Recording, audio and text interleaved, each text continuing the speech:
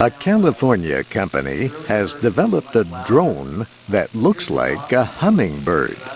This nano hummingbird is smaller than drones now used by the United States military.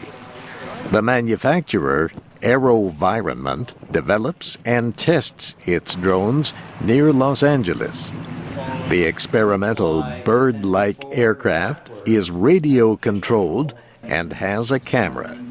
Matthew Keenan is supervising the project. It's being manipulated and controlled to allow the forward and backward flight, the rotation, and also the side-to-side flight. And all that's happening by just changing the curvature and the shape and different aspects of the wing movement at a very high speed. The Defense Advanced Research Projects Agency paid for the project. Agency officials wanted a vehicle that could copy something in nature. Matthew Keenan says the challenge was huge and exciting. Because every time we made an improvement, it got better, we were just so amazed.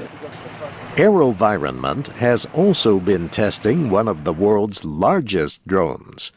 The company's Steve Gitlin says this one can fly in Earth's stratosphere. And it's designed to fly for up to 7 days at a time at about 65,000 feet altitude and carry a payload that either helps somebody see what they want to see or relays communication from one point to another. AeroVironment says drones also have civilian uses for public safety, security, and search and rescue. And the nano hummingbird can go places that larger drones cannot. I'm Steve Ember. This is the VOA Special English Health Report.